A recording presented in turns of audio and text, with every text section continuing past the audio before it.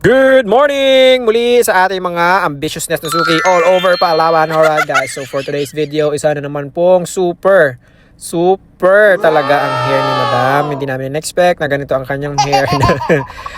Di ko na pa masyadong naabutan yung buhok niya.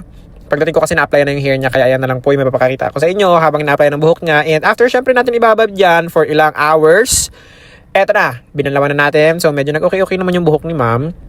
Hindi na siya ganun kabuhaghag, hindi na siya ganun kakulot. As you can see, medyo umunat yung buhok na mukhang matigas, di ba? Para siyang walis tambo. But hindi pa tapos yan. Syempre pagagandahin natin yan. Papayag ba naman tayong lalabas si Madam dito na pangit ang buhok? Na syempre lahat ng galing dito sa atin kailangan paglabas. Maganda ang hair, di ba? Tapos, ayan. Nice. Siyempre, dito magpa-plancha na tayo, guys. Ano pa bang inaantay natin? Ano naman magtitigan lang kami, di ba? Alright. So, ito pa-planchahin natin, guys. And pahuhulaan namin sa inyo kung gaano katagal naming pa-planchahin or kung gaano katagal ni Miss Ana pa-planchahin ang buhok ni Madam. At kapag may nakakuha sa inyo ng tamang sagot, automatic, mabibigyan namin kayo ng free rebond. O, di ba? Arte pa kayo. Nga arte nyo, di ba? Akala nyo mong kagalandahan kayong lahat. Charot! At ito na nga, tapos na magplancha. Diba? Napansin nyo ba? Kanina maliwanag pa, ngayon madilim na sa labas. Bago pa natapos yung pagpaplansya sa buhok ng ating client. Grabe, nakakatakot yung ganito. Charot!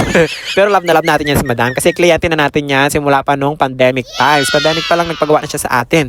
Kaya love na love natin yan siya dahil sa atin pa rin siya bumalik para ipaayos ulit ang kanyang buhok. At syempre nga, after natin plansyahin, syempre lalagyan natin ng another gamot which is the neutralizer para mas lalong tumagal yung pagkakastraight ng buhok ng ating kliyente. At dito nga po, binanlawan na natin si Madam. Yan, kung mapapansin nyo, pinapatuyo na po namin yung hair niya. Pero titignan pa rin natin yan guys kung ano ang magiging itsura niya talaga pag tuyong-tuyo na yung buhok niya 100%. Ready na ba kayo? Eto na! Charan! O, diba? After ilang oras, unbelievable. Ni-ultimo yung mga bleach niya guys, naunat na rin talaga. O, diba? Kulot pagpasok, unat paglabas. Dito lang yan sa Glamorosa, diba? O, shiny, malambot. Ulit. Oh, diba? Ang ganda talaga ng buhok niya. Talagang sobrang nag-transform yung hair niya from kulot na buhaghag na dry, gawa nga ng bleach, into something na ganito. Oh, diba? Perfect talaga ang pagkakagawa sa buhok ni Ma'am. Oh, diba? Saan pa kayo pupunta? Diba? Hahanap pa ba kayo ng iba kung saan masisira yung mga buhok nyo? Dito na kayo sa Glamorosa. Kaya huwag kayo mag-i-inart dyan ha. Kala nyo pipili talaga. Mga ambitious test kayo. Charot!